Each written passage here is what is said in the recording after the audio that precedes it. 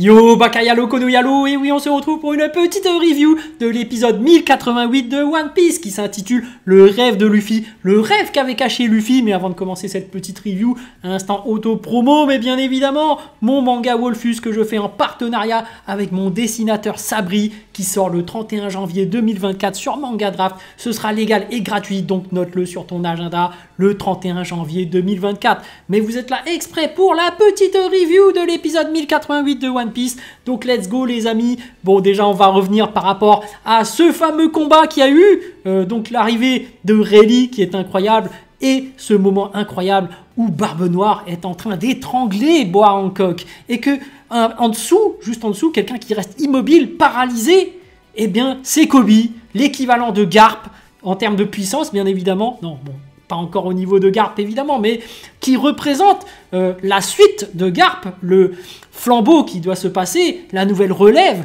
donc le nouveau héros, Kobe, qui est complètement désarmé, désemparé face à Barbe Noire et qui même va finir par se faire capturer, pour te dire à quel point la marine, leur héros national, eh ben il vaut pas grand chose en fait. Bon, en face on a un énorme Yonko qui fait trembler tous les personnages qu'il y avait autour. Il y avait déjà Boa Hancock qui était complètement neutralisé, qui ne pouvait même pas utiliser son pouvoir.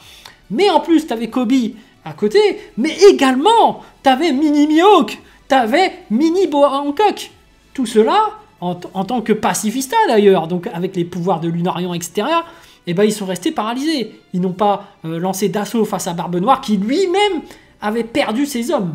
Je rappelle qu'ils se sont fait transformer en pierre, ses amis.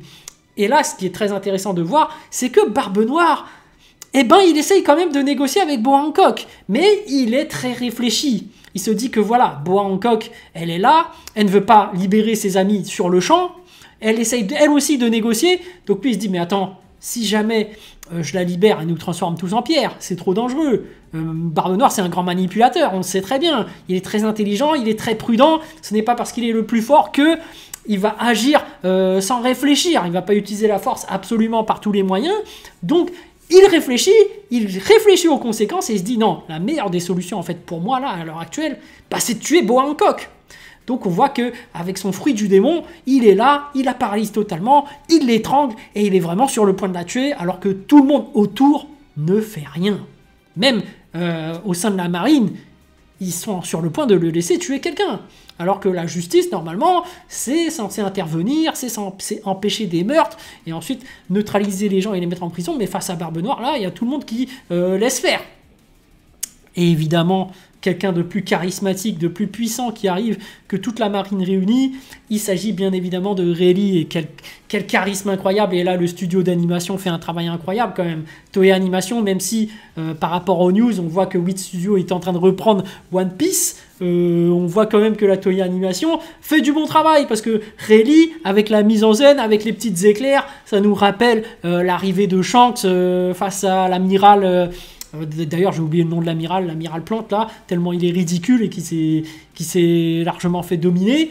Bah là, Rayleigh qui fait un peu pareil, hein, il dégaine son épée, il y a énormément de haki qui sort, et même des gens random qui commencent à tomber dans les vapes, et Barbe Noire qui est impressionné, et Rayleigh qui lui dit clairement, écoute, tu vas relâcher Boa Hancock, moi je te garantis que tes hommes vont redevenir normaux, mais sinon, barre-toi, hein, barre-toi avec la marine, cassez-vous tous de l'île, moi je suis venu pour sauver Boa Hancock et toutes les personnes de l'île. Donc là, il y a vraiment un respect total envers Rayleigh l'ancien, et même comment il parle à Barbe Noire, il dit « Toi, t'es un ancien de Barbe Blanche, t'es un petit de Barbe Blanche, comparé à moi, t'as pas l'expérience, t'es qu'un gamin. » Donc déjà, coup de pression, Barbe Noire qui est là, ok. Barbe Noire qui va finalement se barrer en kidnappant Kobe, parce que Kobe finalement voilà, ne va rien faire du tout au final dans cette action-là, mais on voit quand même que Barbe Noire s'est plié à l'ordre de Rayleigh. Alors, est-ce qu'il est plus puissant que Rayleigh? Bah, on a déjà la réponse dans l'épisode en fait, il est plus puissant que Rayleigh. Donc on peut se dire que, connaissant la personnalité de Barbe Noire en fait, c'est parce que il a tout calculé et que dans le meilleur des cas, eh ben c'est ça. C'est qui ne tue pas Boa Hancock, mais qui récupère ses camarades. Et c'est pour ça qu'il obéit aux ordres de Rayleigh. C'est parce que cette situation lui convient. Parce qu'il aurait très bien pu achever Boa Hancock et s'engager dans une bataille et éventuellement tuer Rayleigh comme il est le plus puissant. Et éventuellement, juste après, kidnapper Kobe. Mais s'il fait ça en butant tout ce monde, il perd quand même ses 2 amis. Donc en réalité, dans le meilleur des cas pour lui, même si finalement il est obligé de se soumettre plus ou moins d'un point de vue égo, tu prends un coup, parce qu'après Rayleigh va se dire j'ai été meilleur que vous, j'ai réussi à vous mettre un coup de pression, vous êtes partis comme des lâches, etc. Mais au final, il récupère ses compagnons. Donc en fait, Barbe Noire a fait le bon choix en réalité. Il a su garder son sang-froid, se dire voilà, le meilleur pour moi, c'est de récupérer quand même mes coéquipiers, et en plus de partir avec Kobe, parce que dans tous les cas, j'aurais eu Kobe, mais je n'aurais pas eu le pouvoir de Boa Hancock. Mais il ne faut pas trop espérer, parce que d'un autre côté, tu as Rayleigh, et d'un autre côté, tu as Boa Hancock qui ne va pas se laisser faire. Et en plus, si jamais elle ne se laisse pas faire, bah, il se peut très bien que je perde mes coéquipiers. Donc, il sait à quel point il les aime bien. Donc au final, Barbe Noire, pour moi, a fait le bon choix, en fait, si on se place de son point de vue.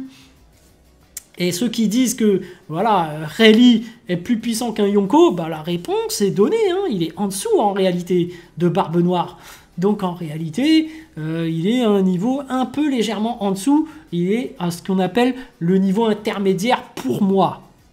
Bref, chacun se fait son propre avis par rapport au niveau de puissance, mais je trouve que la décision de Barbe Noire est très réfléchie et très sage, et Barbe Noire est un personnage très intelligent, manipulateur, qui a vraiment de gros plans. Mais bref, on va passer à la suite de l'épisode. On apprend effectivement des nouvelles de Sabo. On voit effectivement un moment assez difficile si on suit les scans, mais on va pas s'attarder dedans, mais on voit Dragon qui parle à Kuma, et on voit que Kuma a du mal à parler, un instant d'émotion, et en fait quand tu as lu les scans, tu as encore plus d'émotion lorsque tu vois ce passage. Mais bon, je n'en dis pas plus pour ceux qui ne regardent que les épisodes, mais en fait ceux qui suivent ma chaîne doivent certainement savoir ce qui se passe après, donc voilà, je vous laisse quand même le plaisir de découvrir.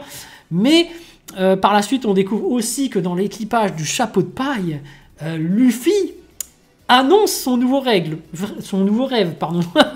Et donc, par rapport à son nouveau rêve, il y a tout le monde qui est surpris parce que tous les membres de l'équipage des Mugiwara n'étaient pas au courant de son nouveau rêve, qui n'est pas de devenir roi des pirates, mais il ambitionne de faire quelque chose de plus grand à mon sens. Et il annonce également dans cet épisode, donc dans les scans aussi, hein, je pense, je ne m'en rappelle plus, que il avait seulement annoncé à Sabo, Ace et aussi à Shanks, et qu'ils étaient tous morts de rire. Donc là, on peut partir sur des théories, bien évidemment.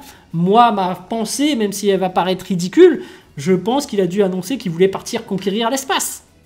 Parce que forcément, tu deviens roi des pirates. Quelle est la suite une fois que tu es roi des pirates, que tu as conquis toutes les mers? Qu'est-ce que tu vas conquérir? Bah, tu vas conquérir l'espace. C'est la suite logique pour moi. Et quand t'es gamin, en fait, c'est un des trucs qui te vient tout de suite en tête, en fait. Soit tu veux construire une cabane dans une forêt et habiter là-bas, tu sais, une espèce de cabane au-dessus des arbres, ça c'était un des rêves que je faisais à l'époque. Soit il y avait un autre des rêves quand t'es petit que tu te dis, c'est de partir dans l'espace. Soit d'être conducteur d'avion, de chasse ou je sais pas quoi, ou carrément d'aller dans l'espace, prendre une fusée et partir dans la lune ou je ne sais quoi. Et ça pour moi, c'est pas un rêve qui n'est pas impossible. Moi je trouve ça très probable, très réaliste de la part de Luffy de vouloir conquérir l'espace dès que t'es petit, parce que t'annonces des choses assez farfelues, mais c'est les rêves des enfants. Tu sais, les rêves des enfants, c'est quand t'es enfant, tu te rends pas compte de ce que tu dis. Il n'y a pas de barrière, il n'y a pas le système qui te prive de tes pensées et qui t'empêche d'avoir des, comment dirais-je, des rêves grandissimes. Alors qu'une fois que tu as vécu dans la société, tu vois bien qu'il y a des barrières et tu sais que tu es restreint et que tu ne pourras pas faire réaliser tes rêves qui sont aussi énormes. Donc tu commences à avoir des objectifs un peu plus atteignables, un peu plus réalistes. Mais quand tu es petit, tu t'en fous en réalité. Donc voilà, tu peux même balancer des conneries. Des fois, il y a des gens qui disent « Moi, je veux juste construire voilà, ma cabane dans la forêt. » Tu vois, et les parents te disent « Bon, bah, si t'as envie, hein, c'est un rêve de gosse. Voilà, il y en a qui disent « Voilà, je veux créer mon propre manga. » Wolfus, bien évidemment. Donc finalement, moi, j'essaie quand même de concrétiser mon rêve de gosse aussi. Mais en attendant, Luffy, lui, il a le sien. J'espère que ça va bien se passer. Et voilà, on verra bien ce qui va se passer. Mais ce qui est quand même très dommage, c'est que pendant tout ce temps, où ils ont parcouru les mers avec ses Nakama, Luffy ne leur a jamais parlé de son deuxième rêve plus profond. Donc tu as des Zoro, Sanji, etc., Nami, qui eux ont partagé leurs rêves, mais n'étaient pas au courant de ce que voulait vraiment Luffy. Donc effectivement, mais ça se comprend aussi parce qu'il n'arrête pas de dire qu'il veut devenir le roi des pirates. Donc pour eux, c'était logique qu'ils veulent devenir roi des pirates et que c'était seulement ça son rêve. Mais en fait, peut-être voyait-il plus loin et c'est le cas. Donc voilà, hein. Et par contre, il y avait une petite scène qui était marrante, c'est la fameuse dispute entre Zoro et Sanji dans cet épisode. Donc il y a toujours cette rivalité entre les deux. Donc là, Zoro qui met Sanji à la 4e place parce que, comme vous le savez, il y a Jinbei qui a rejoint l'équipage. Donc en fait, c'est un jeu entre eux. On sait très bien que Sanji, c'est toujours le 3e de l'équipage parce que rien que son nom, Sanji, qui signifie 3. Mais pour la blague, pour le narguer et même par rapport aux primes, donc on voit bien que Sanji est positionné à la 4e place et Zoro n'hésite pas à aller le narguer et à aller le faire chier à ce niveau-là. Et ça, je trouve ça drôle. Les disputes entre ces deux-là, bah pour moi, petite théorie, ça va être une référence aussi par rapport au fameux duo Mihawk et Shanks à l'époque. Parce que pour moi, c'est indéniable.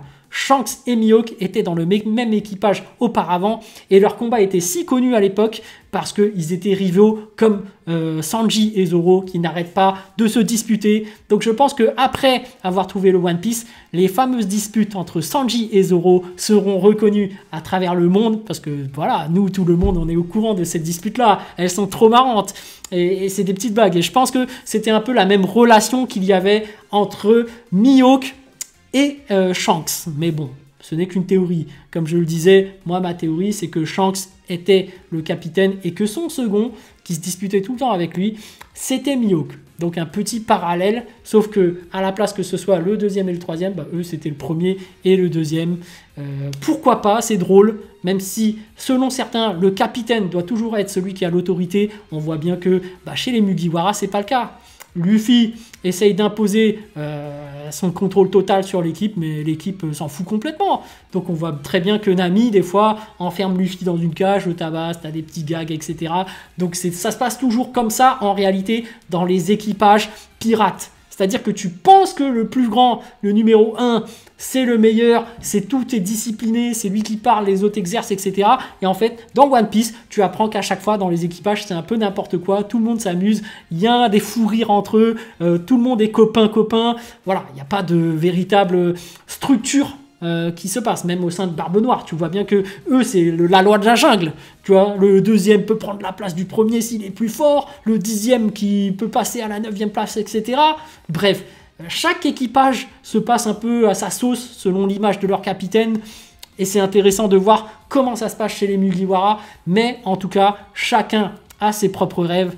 Et on voit bien que Luffy met un point d'honneur à ce que chacun ait sa propre liberté pour accomplir ses propres rêves. Et c'est pour ça aussi qu'à un moment donné, Zoro et Luffy, bah, ils se disputent parce qu'ils discutent par rapport à Vivi, qui elle-même voulait avoir son petit truc, mais Zoro dit « Mais attends, pour Ace, on n'est pas allé l'aider alors qu'il était en difficulté, t'as attendu le dernier moment, etc. » Nanani, bon, enfin bref.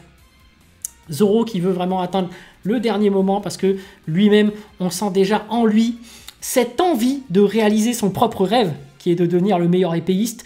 Donc, on sent déjà que son intention de partir est possible.